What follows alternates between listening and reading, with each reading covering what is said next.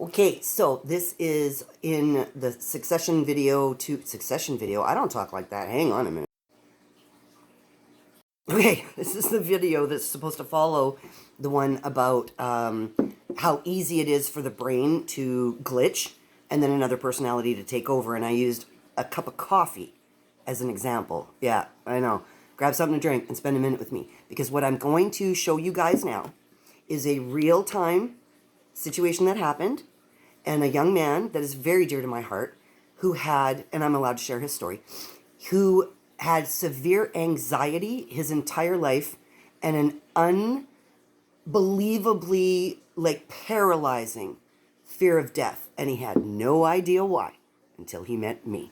Grab something to drink. Spend a minute or two with me. Now, originally I was going to do the one on how you're acting in other personalities every day and you don't even know you're doing it. Okay?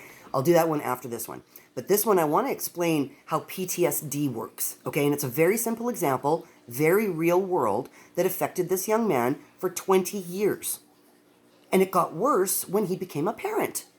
Because the fear of death then was on top of, and he didn't have a clue why he was having these unbelievable panic attacks, because his life was fine. There was nothing wrong. Everything was fine. He's an amazing young man. And Kyle, if you ever see this, I hope you're doing well, and I really hope at some point you'll reach back out to me, okay? So if you want to, okay? So anyways, how we get PTSD and how anxiety works and how you can recognize where your glitch happened. And then that's how you move past your past. We've got to acknowledge where the glitch happened, because your brain went, can't deal. You were not, nobody came to you to support you through the thing. So your brain just made it up to move forward. Okay. That's all it is, you guys. It's very simple. Like, I can explain this stuff very simply because I've been dealing with it for a long time. Okay. So what happened to this young man? Imagine you are 8 years old and you are coming home on the school bus. And as far as you know, everything in the world is just fine. This is before everybody had a cell phone attached to them. Okay. And you get off the school bus at the end of your driveway like you do every other day, except this day your bus can't get to your driveway because there are emergency vehicles everywhere. On the front lawn, driveway, blocking off the street. It is absolute pandemonium. And then your little 8-year-old brain realizes that all of those people are at your house. So the 8-year-old brain, depending, will do many things, right? We're not going to worry about that part. But what happened is he walked into the house. Nobody intercepted him as he got off the bus, because what was going on in his house, all attention was focused on that incident. So nobody was thinking about him coming home and walking through that door into this complete traumatizing scene. Now, what had happened was his brother had overdosed. His brother had a very long struggle with addictions, and I hope he's doing okay, because I know that the last time Kyle and I spoke, he was addressing those issues. But in the moment, the 8-year-old boy walks in the house and had to witness his just a little bit older brother be resuscitated twice. You guys, if you've never seen that or had to do it yourselves, it's nothing like it looks like on TV. It is brutal. You have to crack ribs to get to the heart. It is traumatizing to see somebody being brought back from death. So all of the little 8-year-old sees is the brother is in an incomprehensible state to the 8-year-old. What is going on? Who is hurting my brother? Why are they doing that? How come right? Like, the brain will be like, ah, and no support. Because you can imagine the state of the parents in that moment. Okay? And now they have to just find somewhere for Kyle to be safe so that they can go deal with the brother. And then what happens? Well, you make sure the other ones are safe, so they go with a relative, a friend, or whatever. And you move on. And we forget that the extra person that was there cannot process what happened. So here's why 20 years later, Kyle had an unbelievable fear of death.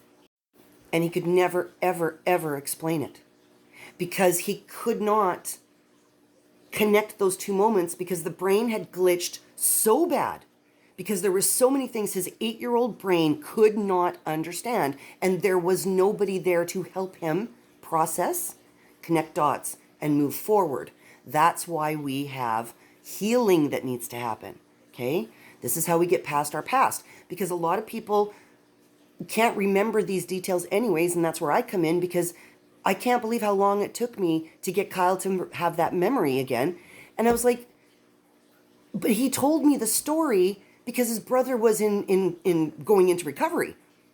That's why he told me the story. And I sat back and I'm like, Kyle, I said, are you not connecting that that's why you have this ridiculous fear of death? Is because the 8-year-old inner child still has never been properly supported through that moment. And when he realized it, no more fear, because the 8-year-old that was traumatized is now acknowledged and properly emotionally supported and brought present. There is no danger. Everybody's okay. He's okay. And so now the subconscious will no longer trigger him with anxiety by sirens, ambulances, the colors, right? Red, yellow, white, whatever. Then he now has no further anxiety because the subconscious has solved the problem. Let me know what you think in the comments, and please share this, you guys. People need to know this. It's so easy for me because I've been doing this for so many years, you guys. So if this is resonating with you and you are having a problem figuring out where your glitch is, hopefully this helps. And if you need to get past that part, please email me, thedivinesophia65@gmail.com, and I will be so happy to help you get past your past. 1 hour with me can change your life. Get rid of your PTSD and anxiety. And I'm telling you, I have dealt with military PTSD. I have dealt with religious trauma programming. Not programming. Well, that too. But PTSD and anxiety. Okay?